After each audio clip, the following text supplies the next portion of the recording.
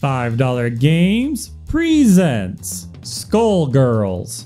The story begins with the magical skull that can grant a woman a wish. However, if they're impure in any way, they'll slowly become enslaved to the skull and have to guard it. Starting story mode, I found out that every single character has their own story, which is kind of cool. There are fights and scenes evenly mixed in, and overall I really enjoyed it, but it was a little bit short. As such, the one story I didn't really flesh out all of the details about what was going on. Like, I never found out why this character had amnesia and where she knew this character from. That might be explained through the other story modes, but I'm not sure. Gameplay wise, it's a team-based fighting game where you can choose how many people you want to fight with. The fewer the people, the stronger they are. The characters in the game are Eliza. She has air dashes and can turn into a spiky ball. She has a multi-hit attack while crouching and in the air, which gives time to plan out a combo.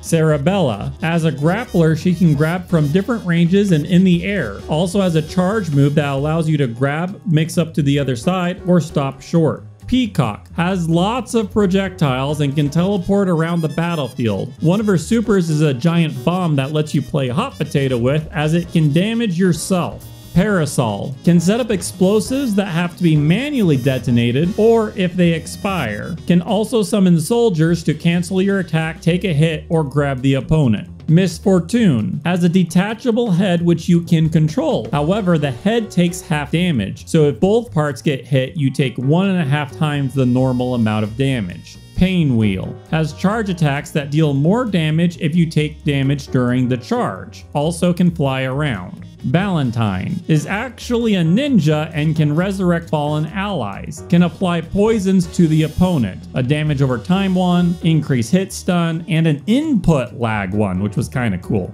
Double makes a watery sound whenever she's on the battlefield. The game said she uses other characters' strongest attacks, however, I can't tell whether or not her attacks are actually unique, as I mostly saw her use this gun, which I don't think I ever saw Parasol use. Squiggly can charge her special attacks into one of two stances, as well as use the stance to cancel out of normals. Also can shift the stage so that she's the center of it. Big Band. He can parry. You can also play a trumpet solo, like any song you want on the trumpet. Also has a taunt that enhances his super. Eliza. She can pick up blood on the ground to regain life. Can also molt her flesh and attack as a skeleton with armor, however it drains her life the longer it's out. Fuchsia. Although she looks like Eliza, she does play different. She has a double jump instead of an air dash, has a projectile, and can summon a clone for a delayable attack, but it costs life.